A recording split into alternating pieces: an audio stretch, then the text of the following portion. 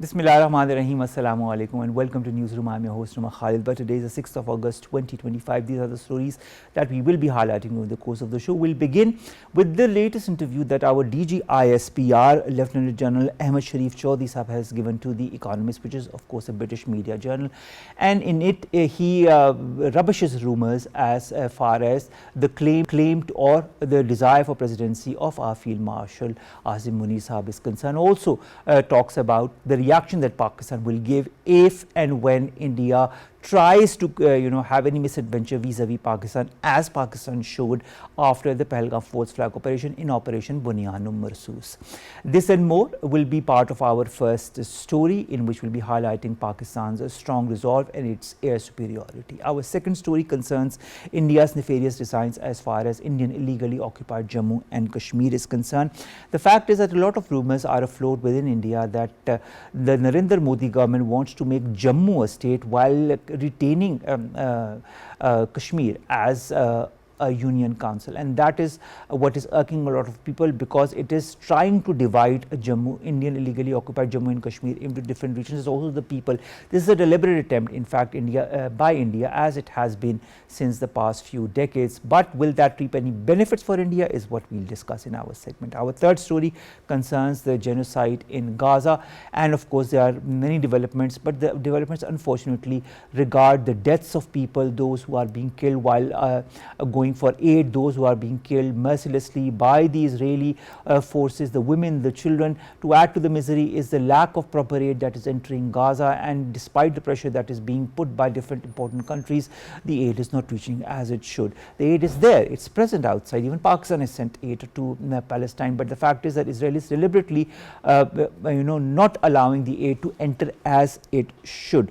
Pakistan has also been highlighting the whole Palestine issue on different fora, whether it be at the United Nations or whether it be in Pakistan at the National Assembly, also in its session where a resolution was passed on Palestine. This and more will be to discuss in our third story. Our fourth story concerns the flood warnings as far as major Punjab rivers is concerned, and what we should foresee and what we should be careful of in the coming days as far as this is concerned. Finally, NASA, ladies and gentlemen, in our fifth story we will be discussing NASA, that is going to build a nuclear reactor on the moon by the year 2030, and this is interesting because there are a lot of speculations on how this can be done, what are the modalities of it. But the fact is at the moon there is not much solar energy that you can get, so the only way to have some kind of energy and some kind of future mechanism is to build a reactor on the moon, and this is what NASA is hoping to build. This is the lineup for today. Let's begin with our lineup and our leading story that concerns the DG ISPR interview with the media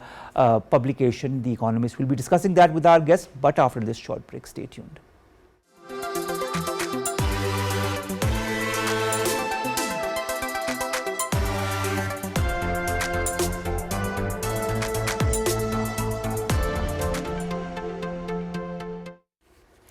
Welcome back, and we are going to discuss as part of this show. The first story concerns the interview of our DG ISPR with the publication The Economist, and of course there are certain important details in that interview that have been given.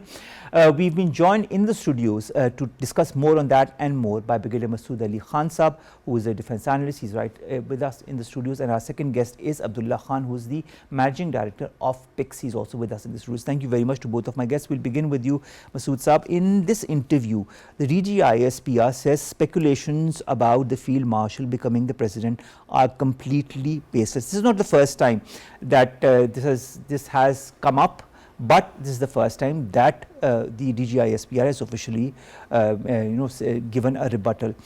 Similar rebuttal was also given by the Interior Minister in the last month as well. He said it was a negative campaign by hostile elements. This is what the Interior Minister had said.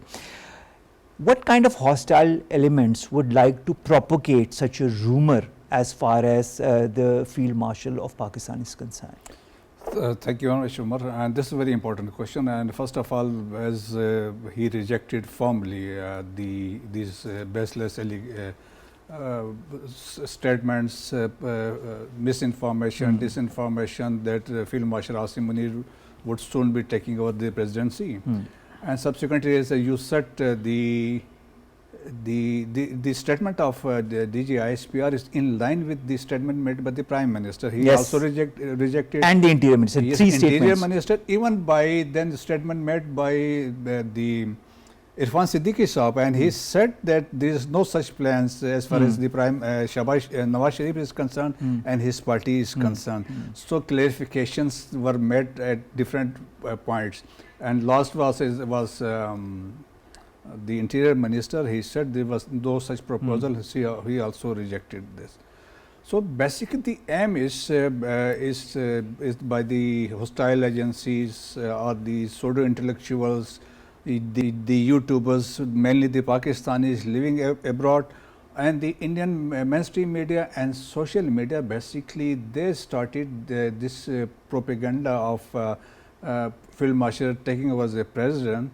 And basically, and their entire thinking is based on the article which was carried by the Economist on 3rd August, in which they praised the strategic leadership of Field Marshal Asim Munir, and then they also said that he has given a new direction to the relation between United States and Pakistan. And then they also quoted this meeting with President Trump at White House.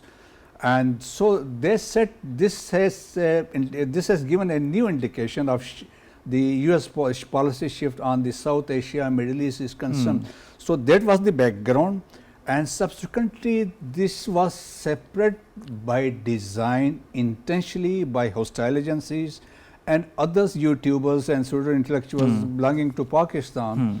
The basic aim was to basically to undermine the political stability in Pakistan. That was one thing. Second, also cause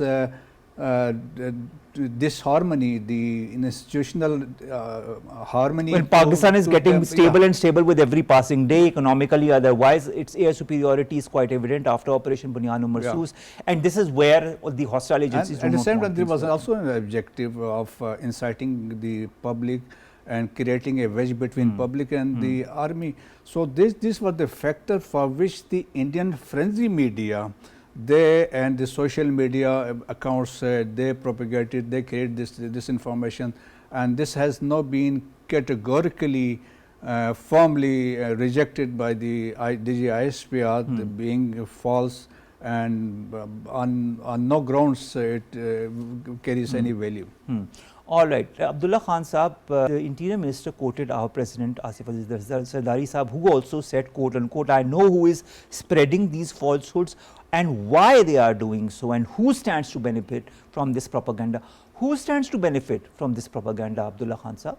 Obviously, after Operation Sindoor, we have seen the stature of our Field Marshal, because he was behind all the key decisions, although the government was also on board, but he is the person who actually stood very firm, and he is doing a lot of fixations, which the things which were off the track previously, and he is fixing things which are in line with Pakistan's interest, state interest. So those who do not like Pakistan to flourish, who do not like Pakistan to progress, they are actually victimizing the key figures. Some days ago, if you recall, that there was a rumor about the President Asif Zardari being replaced, and that was denied by all the quarters. Yes, and now once again, after even that denial, now this came up. So basically, it is a victimization. It is systematic, basically a campaign to, as Brigadier Saab has highlighted, to create wedge between Pakistani population and the military. They want to project Pakistani military as a usurper of power, and Army Chief has clearly said few days ago that he knows the boundaries, constitutional boundaries, and the army will remain within the constitutional boundaries, and he also expressed that the others should also respect the constitution. Unfortunately, the problem here in Pakistan is that we use constitution as a scapegoat. If my interests in a particular field are protected by the constitution, I will talk about the constitution. But if those specific interests are not in line with the constitutional requirement, then I will definitely overlook the constitutional requirements. The military everywhere in the world, in Pakistan as well, they work within a framework. They don't work for political ambitions. Their core objective is Pakistan, protecting Pakistan, defending Pakistan's all kind of boundaries, not just territorial boundaries, because now with the advent of internet and many other things, the boundaries are blurred. So there are ideological boundaries as well. And Army Chief Field Marshal Asim Munir is very clear about the Pakistan's ideological boundaries as well. Oh, that I completely agree with you on that. That is the thing, that there are certain forces, they don't want to see him actually. They want to make him a controversial figure. While the way he is doing things, I think that is taking out Pakistan from a slum. Right now, the way he was welcome at the White House, that is unprecedented. Exactly. Even if and maybe that is why the rumor mills are churning in overdrive, to create speculations, to create false perceptions about what the Field Marshal wants to do and what his intentions are. And it's excellent that the DG ISPR clarifies it with one of the journals that has been speculating it on it directly or indirectly. Shazia Anwar Cheema Sahib also is online. Shazia Anwar Cheema Sahib, thank you very much to have joined us. The article in the Economist, Shazia Anwar Cheema, also mentions an address that the Field Marshal had given to the overseas Pakistanis in mid-April, in which he talks about Pakistan. He says this is what he stands for, this is what he is ready to die for. He calls Kashmir the jugular vein of Pakistan. He's talking about Pakistan and India. He said we are two nations, not one. Our forefathers thought we were different from Hindus in every possible aspect of life. Our religions, customs, traditions, thoughts and ambitions. He said no power in the world could separate Kashmir from Pakistan. These positions that he undertook, is that what is creating a thorn pinching a lot of different elements, due to which we see a deliberate attempt at maligning or creating false perceptions about the Chief of the Army Staff is concerned? What's your take on that? I totally agree with you. This is the actual case, because the Pakistan's case and Pakistan's diplomatic posture, the way General Asim Munir, Field Marshal Asim Munir has presented, it is unprecedented, and the optics which it has gained are way beyond what India could have imagined that Pakistan can achieve. This the interview which you are referring is also full of adjectives and false observations. I have done an analysis of that, and it is like full of hyperboles and presumptions about what Pakistan is, what Pakistan can do, what Pakistan is supposed to do, and what Field Marshal Asim Munir has done. It has categorically explained what Pakistan's stance is vis-a-vis China, vis-a-vis the region, vis-a-vis India and Kashmir, vis-a-vis broader West, Europe and America. And he also articulated explicitly that how Pakistan is planning to navigate in this complex situation, without taking side, without considering the security based on absolute security, articulating the idea of indivisible security. So this is a huge diplomatic win. This is a huge strategic win, which the interviewer at the end, also admitted that Pakistan has defeated India not only kinetically but diplomatically, and India is in dismay. And everything which is happening rhetorically right now about Pakistan, about Field Marshal Asim Munir, is the result of that dismay and desperation.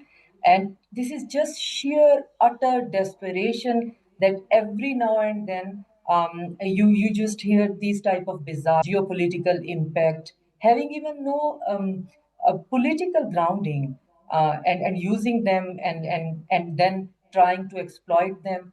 And as we have seen that people are not listening to it, and even the West, I mean, Economist is the legacy Western media, and see at the end of the day what that entire interview is reiterating, that Pakistan is the new net security provider of the region. Pakistan is the peace stabilizer of the region. And yes, Pakistan has the capability and the capacity to not only control and contain the terrorism in this region, but also to combat it.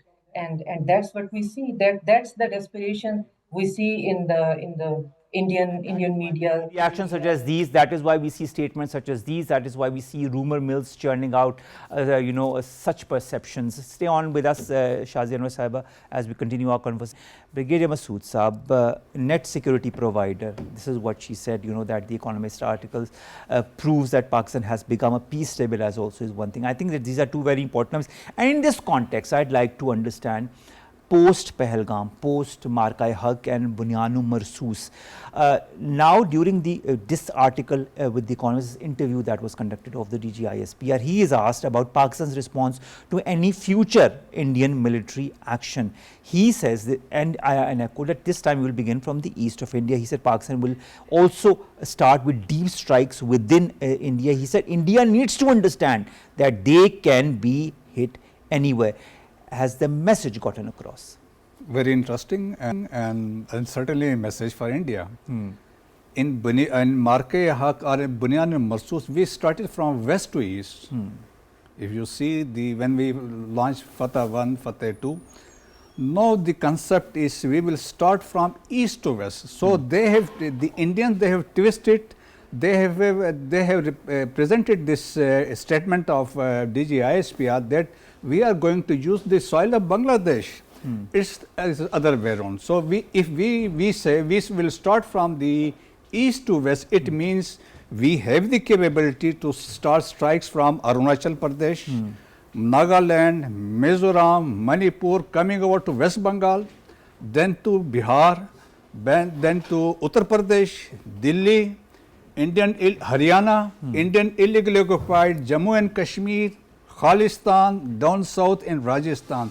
So this is the concept that we are going to follow in future, striking India deep inside. We say we can strike not only also in the south Tamil Nadu, even Andaman and Nicobar Islands. So we have the capability. So we haven't shown our arsenal. It was the 1% of the total arsenal we demonstrated during Bunyan and Marsoos. So we have the capability to strike in the east, deep inside India. So what is the important thing? So they are important. We are going to target in future the industrial sectors, industrial areas, the information technology centers, and the energy sectors. So in these areas, mainly there are Adanis, Ambanis, they have their these empires owned by them. So we are going to strike those targets. So the message has been given to them. So we have this capability. So we will start like from east to west. So that is the message to Indians. So let's not underestimate, as you underestimated us during Marke Haq. And how Pakistan showed in Operation Bunyan Marsoos a little percentage of what it is actually capable of. Yeah, yes, exactly. as you said. We'll be discussing more on that, but we have to go to a short break. Stay tuned.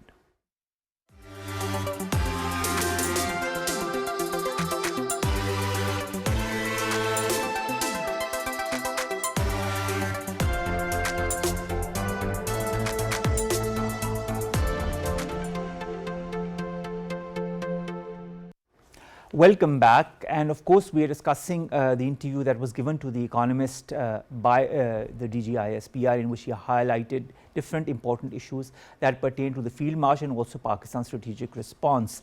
Speaking of Pakistan's strategic response, Abdullah Khan Sahib, I'd like to understand, in the light of the Pahalgam incident on the 22nd of April 2025, how do you assess now after these remarks and all, the event's role in heightening conflict risk? Secondly, do you feel that the Pakistan's response, Operation Bunyan Marsoos, has become a template for future strategic operations? Look, Pakistan is a peaceful country, and always we strive for creating peace in South Asia. We always talk about peace, and we always actually literally beg to the Indians that let's come to the peace, but they adopted another path, and we didn't taught them the lesson they wanted to learn. And we reimposed the deterrence which they try to shake. And now I think I was just listening to an Indian YouTuber, and he was saying that don't mess with Pakistan. You have been. This was an Indian. He was saying that you have been defeated in during Operation Sindoor and subsequent response in the form of Bunyanum Marsus. So don't mess with Pakistan. He was telling his nation and his military and all those politicians who talk about Azad Kashmir. As far as the DG ISPR said that we will hit in the east, there are long overdue case of the East Pakistan as well in 1971. So if India is provoking us to settle the score, and every now and then we see that they say that Operation Sindoor is not over. So we don't mind if they come, and they will get the more bitter response.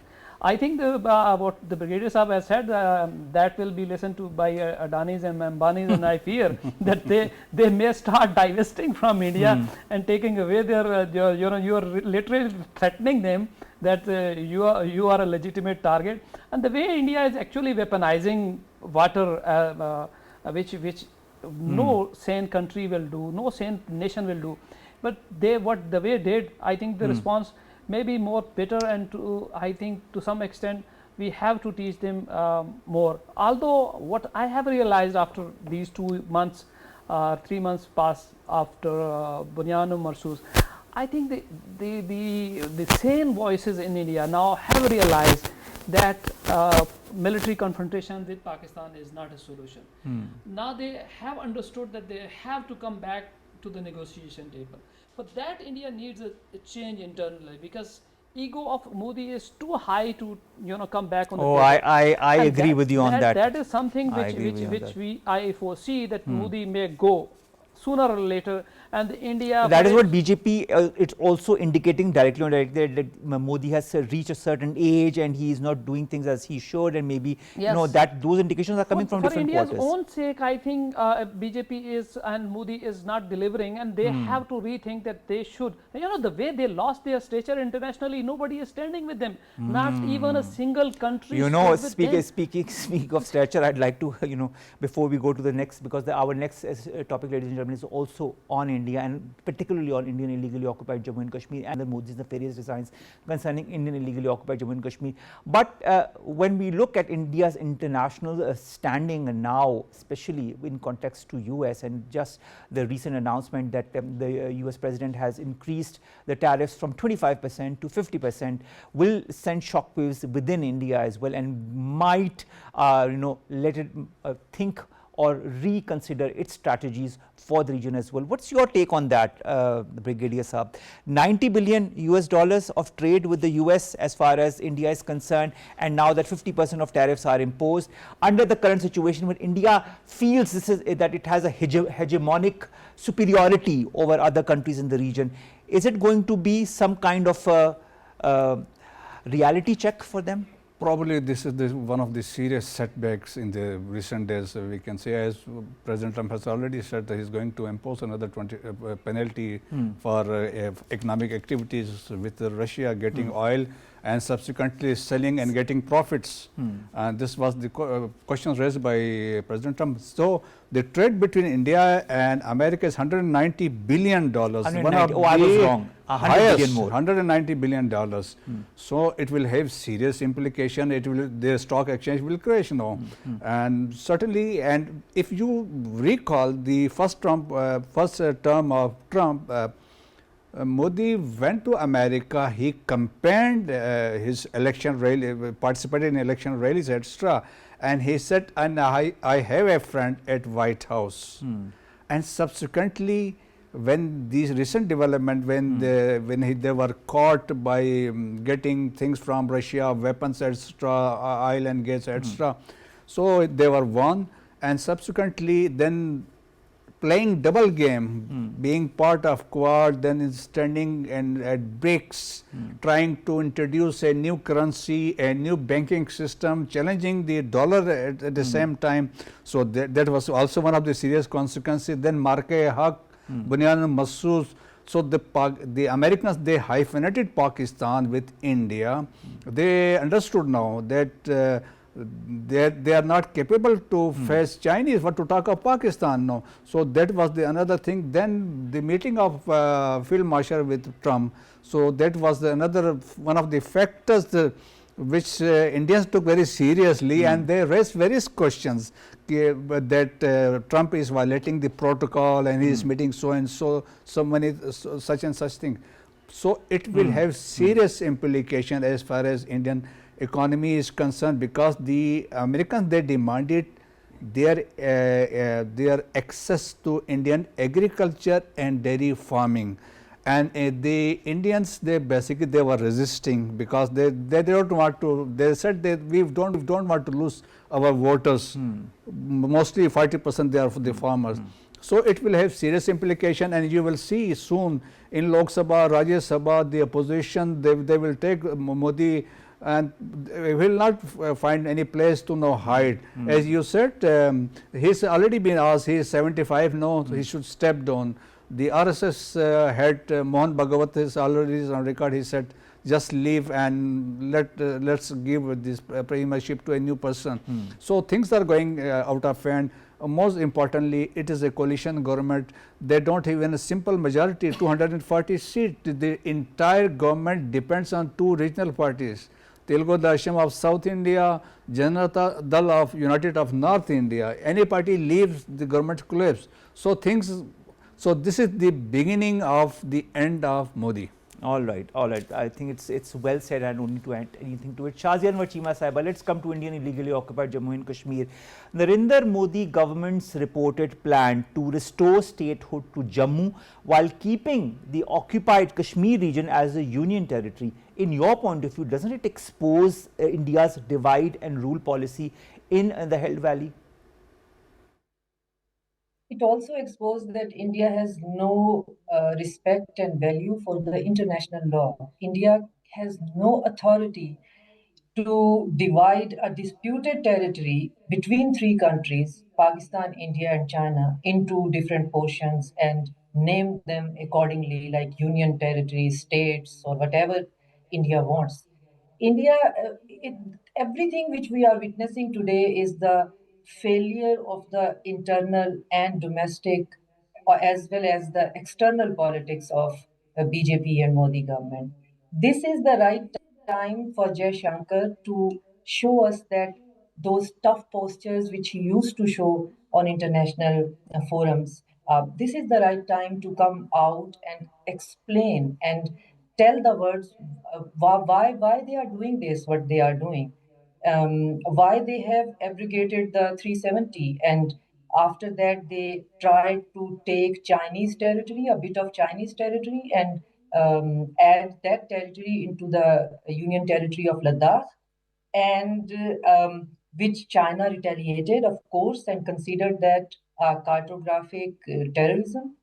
And then they have to, Jaishankar again has to go there and pleaded for, okay, let it be, but it's just for the Google's sake, the people who will Google it, just let it be like that. But China said no. So my point is that Ladakh Union Territory, now this Jammu Union Territory, and then Kashmir, disputed territory between, and Aksai Chin, again a disputed territory between China, India, and Pakistan. And India is making these decisions unilaterally. And I am repeatedly saying that India is more or less becoming Israel of the region and trying to get that level of impunity after making these drastic decisions and measures. And India thinks that India can get away of it with all that, but I don't think that this is happening. This is the same rhetorical posture as Jaishankar said, that let the extraterrestrial be in the All right, all right. Thank you to have joined us as far as that is concerned, but stay with us. Abdullah Khan sir, quick answer to another question regarding this.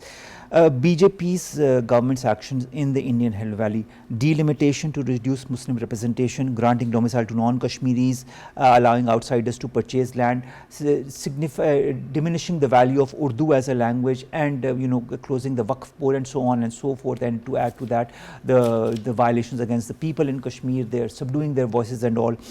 Under the current geopolitical and geostrategic circumstances that we are all aware of, is Pakistan's case becoming stronger in the international arena as far as this Hill Valley is concerned?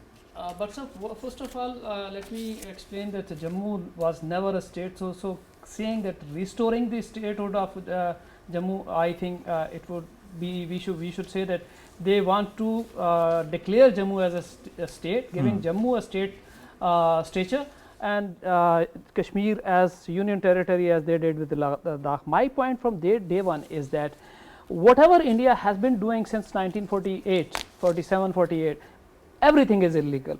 So Indian entire occupation, whether it was Kashmir was a state or whether it is divided now, everything was illegal, and these are the continuation of India's historic illegal actions.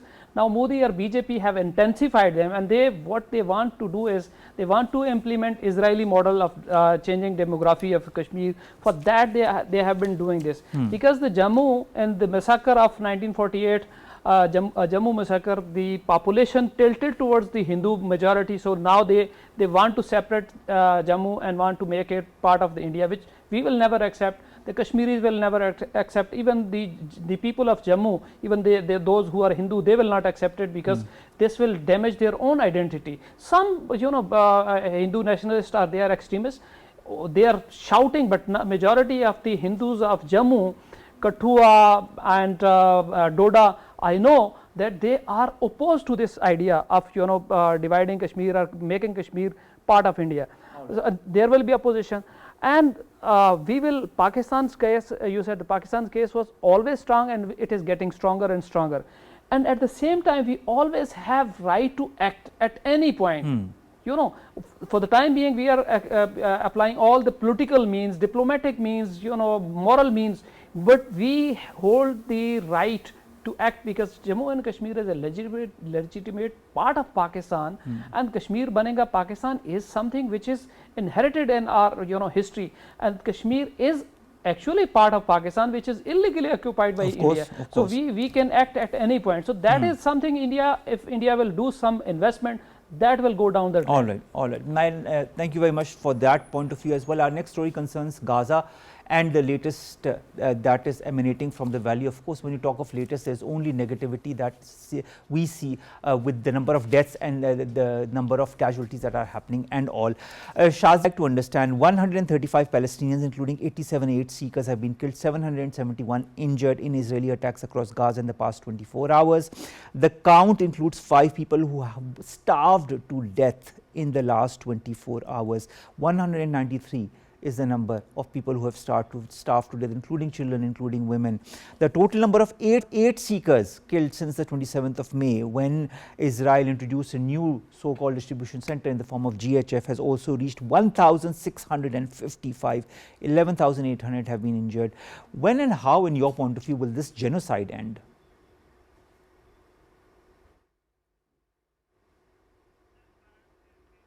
Can you hear us?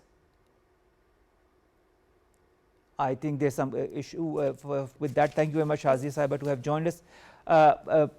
Coming to you, I'll ask you the same question because I wanted to as well. Brigadier Masood Saab, when and how do you see this genocide ending? I don't think so in the near future.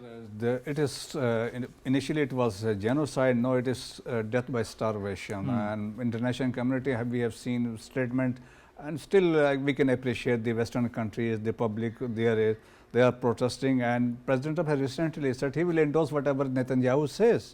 So initially they created 3 corridors, then they tried to push all these Gazans to the south in Rafah area, and subsequently the objective was then throwing them to the Sinai Peninsula.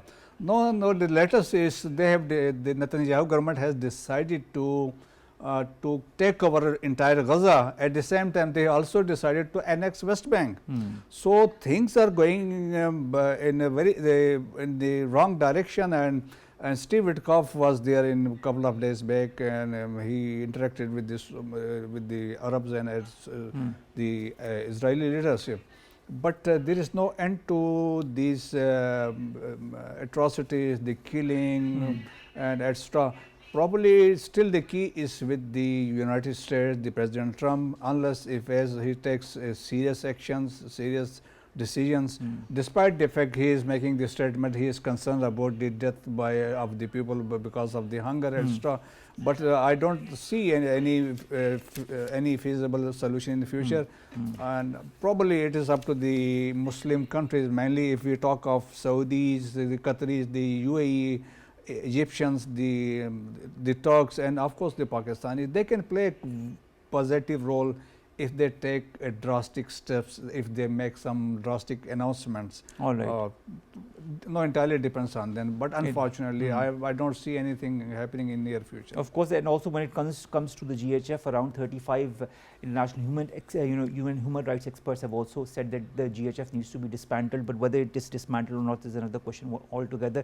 The number of casualties speaks volumes of the kind of barbarities that Israel is perpetrating as far as Palestinians is concerned, and as Brigadier Saab said, trying to control or endeavoring to control Gaza completely and annexing the occupied West Bank has always been Israel's design, and this is something that it will try to continue until and unless it is stopped before it's way too late. And let's hope for that to happen before things go way beyond control. Last two stories, ladies and gentlemen, very quickly. The first is the flood warnings for major Punjab rivers. A fresh forecast has been issued as far as the rainfalls and flooding in major rivers is concerned, because of the water inflows have increased significantly because of the heavy downpours that have happened across Punjab and in the northern areas as well. The NDMA, the National Disaster Management Authority, has issued a hydrological alert for flooding in the Satluj River due to increased water discharge by India, of course, after rainfall in the catchment areas.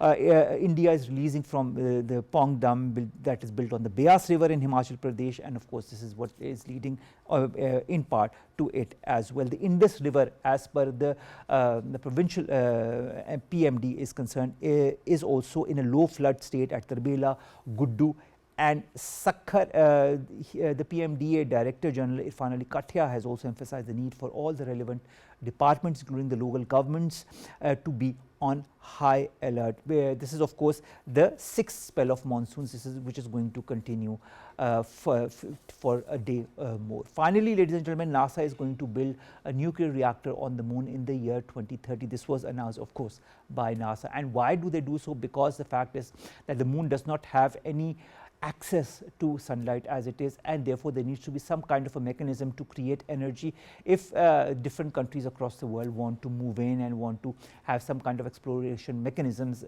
there as well, or some kind of human presence there as well in the coming days as well. How realistic the goal is going to be, or the time frame is going to be, given the recent and steep NASA cuts, is something that we all will see. But there are other nations as well, like China, Russia, India and Japan, who are also rushing to explore the moon surface and to see what are the possibilities that they can also invest in as far as that is concerned. Interesting times ahead as far as the moon is concerned, not as far as the earth is concerned. So let's hope peace also comes to earth before people start moving over the moon and other planets. This brings us to the end of today's newsroom. We'll see you inshallah tomorrow with news stories segments that pertain to us, you and Pakistan. Stay safe.